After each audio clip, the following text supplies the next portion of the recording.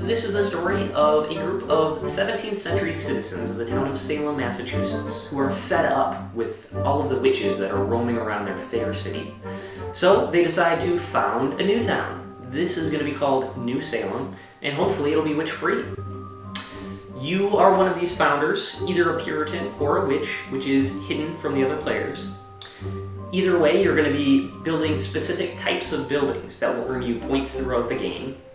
Your other goal will be to, if you're a witch, add as much despair to the town as possible by building these buildings. And if you're a Puritan, you're trying to add as little despair when you're building these buildings, or maybe even remove despair from the town.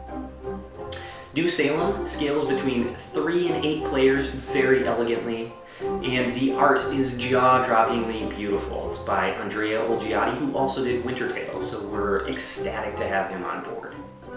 There are no turns in New Salem, and the primary mechanic is drafting, so everybody's playing at the same time. It keeps the game moving very quickly. Plus, because you're drafting, you're choosing which buildings to play, and then you're passing the rest to your opponents.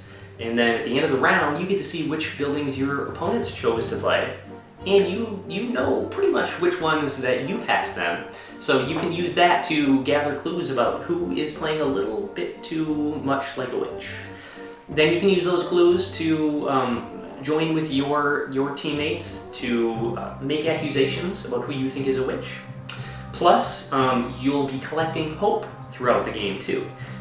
In between rounds, you can give your hope to one of the teammates that you trust the most to make the right decision. They'll use that hope to trigger events that will hopefully help your team. If you give your hope to a witch though, it's going to be tough to win. So we're going to bring you some really great art in New Salem. The artist that we're working with, his name is Andrea Olgiati.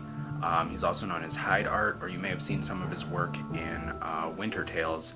If you're not familiar with that game or with his art at all, he has a unique style. He refers to it as grotesque noir.